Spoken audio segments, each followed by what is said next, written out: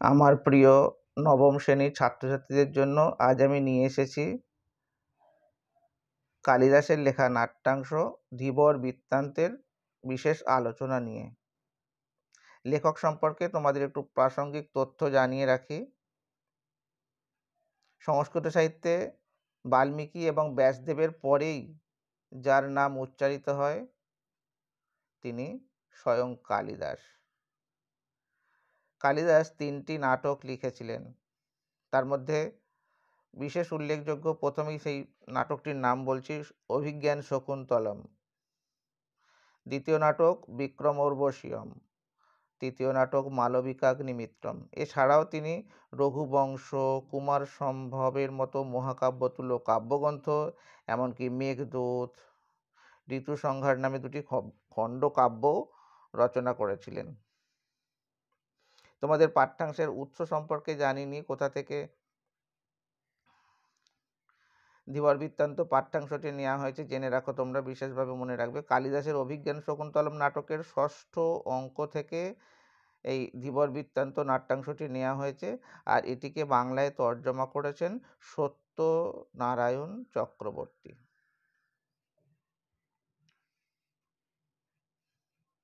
এবার তোমরা শোনো পাঠ বিশ্লেষণ। মহর্ষি কর্ণের তপবনে তাঁরই অনুপস্থিতিতে শকুন্তলাকে বিয়ে করে রাজা দুষ্মন্ত রাজধানীতে ফিরে গেছেন। কিন্তু দীর্ঘ সময় পরেও শকুন্তলার খোঁজ নিতে কোনো দূত মানে বার্তাবাহক, যারা খবর আদান প্রদান করে, তপবনে এলো না। এদিকে স্বামীর চিন্তায় যখন শকুন্তলা অন্যমনা, তখন তপবনে এলেন ঋষি দুর্বাসা। এই ঋষি দুর্বাসা অতি রাগান্বিত ঋষি, যখন তখন যাকে তাকে তিনি অভিশাপ দিয়ে বসেন। শকুন্তলা ঋষি দুর্বাসার আগমন টের পাননি, তাই শকুন্তলা টের না মানে কখন তিনি এসেছেন তিনি বুঝতে পারেন, কারণ তিনি অন্যমনস্কা ছিলেন। স্বামীর চিন্তায় তিনি অন্যমনস্কা ছিলেন, তাই বুঝতেই পারেননি কখন দুর্বাসা এসেছেন, তাকে সেবা দিতে হবে ইত্যাদি। তো শকুন্তলা তার টের না পাওয়ায় ঋষি অপমানিত বোধ করলেন এবং সঙ্গে সঙ্গে অভিশাপও দিলেন। সে অভিশাপটা কি দেখো।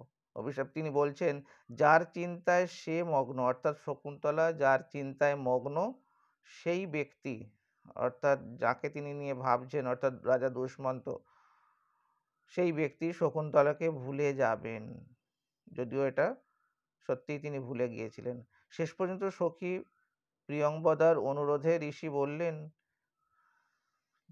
তিনি তখন জানালেন যে কোনো নিদর্শন দেখাতে পারলে তবে সাপের প্রভাব দূর। সাপ মানে অভিশাপ। তিনি যে অভিশাপটা দিচ্ছেন, যদি কোনো নিদর্শন শকুন্তলা সেই রাজাকে বা সেই ব্যক্তিকে দেখাতে পারেন, তাহলে সে অভিশাপ কাজ করবে না। এদিকে দুষ্মন্ত রাজধানীর উদ্দেশ্যে বিদায় গ্রহণের সময় শকুন্তলাকে যে আংটি পরিয়ে দিয়েছিলেন, সখীরা মনে করলেন সেই আংটিই হবে ভবিষ্যতের স্মারক চিহ্ন, স্মৃতিচিহ্ন। মহর্ষি কর্ণ তীর্থ থেকে ফিরে শকুন্তলাকে পতিগৃহে পাঠানোর আয়োজন করলেন, কেননা বিবাহিত নারীর কাছে স্বামীর ঘরই কিন্তু একমাত্র আশ্রয়। তাই পিতৃস্বরূপ মহর্ষি কর্ণ তার কন্যাকে পতিগৃহে পাঠানোর আয়োজন করলেন। দুষ্মন্ত সমীপে উপস্থিত হলে, অর্থাৎ দুষ্মন্তের সামনে, সমীপে মানে সামনে উপস্থিত হলে তিনি শকুন্তলাকে চিনতেই পারলেন না। কেন না, তখন সেই দুর্বাসার দেয়া অভিশাপ কাজ করছে। এদিকে হয়েছে কি ঘটনা দেখো। এদিকে পথে শচীতীর্থে স্নানের পর অঞ্জলি দেওয়ার সময় হাত থেকে খুলে পড়ে গেছে শকুন্তলার হাতের আংটি। তাই তিনি তাকে সেটা দেখাতে পারেননি। এদিকে তাই ফলত কি হলো না, শকুন্তলা অপমানিত হলেন রাজসভায়। ঘটনাক্রমে সেই আংটি পেল এক ধীবর। এটা হলো নাটকের পূর্বসূত্র। এরপরই আসছে এই ধীবর। এই ধীবর বৃত্তান্ত শুরু হচ্ছে এখান থেকে। মূল নাটক, তোমাদের পাঠ্যাংশের মূল বিষয় এখান থেকেই শুরু হচ্ছে। তারপর নগর রক্ষায় নিযুক্ত রাজশ্যালক, অর্থাৎ রাজা দুষ্মন্তের শ্যালক এবং পিছনে হাত বাঁধা অবস্থায় এক পুরুষকে, পুরুষ মানে যাকে ধীবর বলে সম্বোধন করা হবে, বুঝতেই পারবে তোমরা, পুরুষকে সঙ্গে নিয়ে দুই রক্ষীর প্রবেশ। দুই রক্ষীর নামও তোমরা জানবে। দুই রক্ষী দেখো প্রথমেই আছে দুই রক্ষী তাড়না করে, মানে তাড়াতে তাড়াতে কাকে, ওই যাকে চোর রূপে, চোর চোর রূপে তাকে যাকে ধরা হয়েছে, বিশেষ ব্যক্তিটিকে ধীবরকে তাড়না করে বলছে, ওরে বেটা চোর, বল মণিখচিত রাজার নাম খোদাই করা, দেখো ব্র্যাকেটে লেখা আছে এই রাজার নাম খোদাই করা এই আংটি তুই কোথায় পেলি?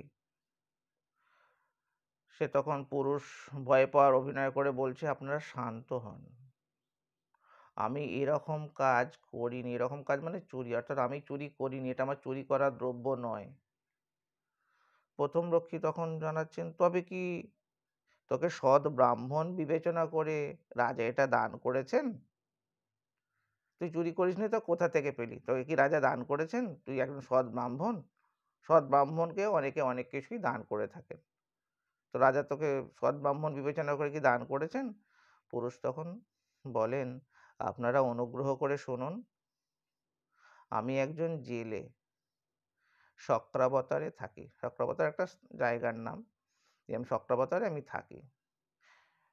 এবার দ্বিতীয় রক্ষী বলে, বেটা বাটপার, বাটপার মানে চোরেরই সমর্থক শব্দ, আমরা কি তোর জাতির পরিচয় জিজ্ঞাসা করছি? জাতির কথা জানতে চাইছি? শ্যালক তখন পাশে দাঁড়িয়েছিলেন।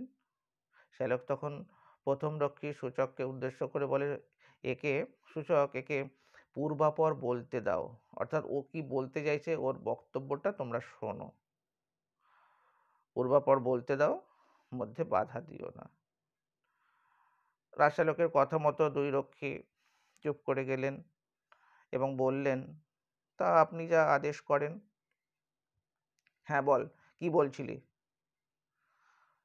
তখন সুযোগ পেয়ে পুরুষ, অর্থাৎ সেই জেলে বলছে যে, আমি জাল, বড়শি ইত্যাদি নানা উপায়ে মাছ ধরে সংসার চালাই, অর্থাৎ আমি একজন জেলে, জেলের যা বৃত্তি সেটাই আমি করি। শ্যালক তখন হাসতে হাসতে বলেন, তা তোর জীবিকা বেশ পবিত্র বলতে হয় দেখছি।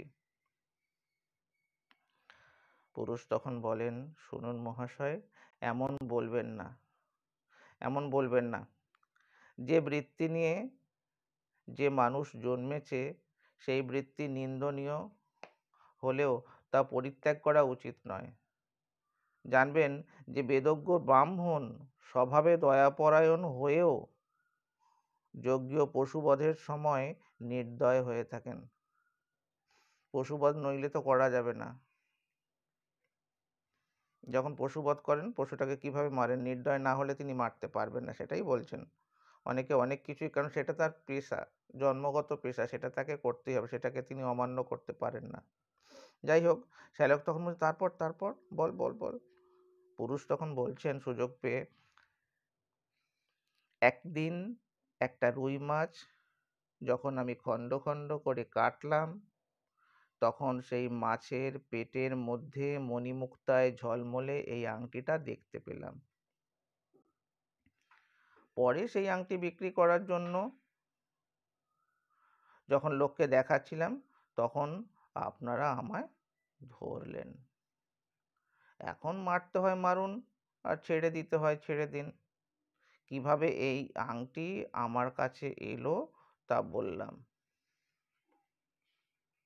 শ্যালক তখন বলছেন, জানুক, এর গা থেকে কাঁচা মাংসের গন্ধ আসছে, এ অবশ্যই গোসাপ খাওয়া জেলে হবে। গোসাপ তোমরা দেখেছো বর্ষাকালে, হলুদ রঙের মোটা মোটা, খুব এদিক ওদিক ঘোরে, কামড়ালে নাকি ছাড়ে না, গোসাপ খাওয়া জেলে। তবে আংটি পাওয়ার ব্যাপারে যা বললো তা একবার অনুসন্ধান করে দেখতে হবে। সুতরাং রাজবাড়িতে যাই, অর্থাৎ চলো আমরা রাজবাড়িতে রাজার সামনে নিয়ে যাই একে। দুই রক্ষী তখন বলেন, তবে তাই হোক, চল রে গাঁট কাটা। গাঁট কাটা মানে হচ্ছে চোর, চোরেরই সমর্থক শব্দ। এবার সবাই চললেন, এগিয়ে চললেন। শ্যালক বলছেন সূচক সূচক হচ্ছে প্রথম রক্ষী। সদর দরজায় সাবধানে এই চোরকে নিয়ে অপেক্ষা কর। ইতিমধ্যে এই আংটি কিভাবে পাওয়া গেল সেসব বিষয় মহারাজকে নিবেদন করে তাঁর আদেশ নিয়ে ফিরছি।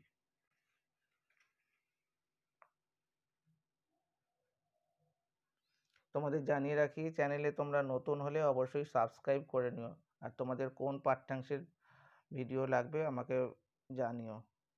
কে কোথা থেকে দেখছো সেটাও জানাতে পারো। দুই রক্ষী বলছেন, আপনি প্রবেশ করুন। মহারাজ এই সংবাদ শুনে খুশি হবেন। এমন সময় রাজশ্যালক বেরিয়ে গেলেন একাই। এবার প্রথম রক্ষী, এখানে দুই রক্ষী আছে, প্রথম রক্ষী, দ্বিতীয় রক্ষী এবং সেই পুরুষ অর্থাৎ ধীবর। প্রথম রক্ষী বলছেন, আমাদের প্রভুর দেখি খুব বিলম্ব হচ্ছে। দ্বিতীয় রক্ষী বলছে, আরে বাবা, অবসর বুঝে তবেই না রাজার কাছে যাওয়া যায়। প্রথম রক্ষী বলছে, জানুক, একে মারার আগে এর গলায় যে ফুলের মালা পরানো হবে তা গাঁথতে আমার হাত দুটো যেন কেমন নিষ্পিস করছে। জেলেকে দেখিয়ে বলছেন। তার সামনেই, যাকে মারা হবে, যাকে শাস্তি দেওয়া হবে তার সামনেই বলেছে। তখন জেলে শুনতে পেয়ে বলেন, আরে মহাশয়, বিনা দোষে আমাকে মারবেন না, বিনা দোষে আমাকে মারবেন না। দ্বিতীয় রক্ষী তখন বলেন, তাকিয়ে দেখে, এই তো আমাদের প্রভু মহারাজের হুকুমনামা হাতে নিয়ে এদিকে আসছেন। হয় তোকে শকুনি দিয়ে খাওয়ানো হবে, না হয় কুকুর দিয়ে খাওয়ানো হবে। বলতে বলতেই রাজশ্যালক প্রবেশ করে। শ্যালক বলেন, প্রথমেই বলেন, সূচক, এই জেলেকে ছেড়ে দাও। আংটি পাওয়ার ব্যাপারে যা বলেছে তা সব সত্যি বলে প্রমাণিত হয়েছে। সূচক তখন বলেন, তা প্রভু যা আদেশ করেন।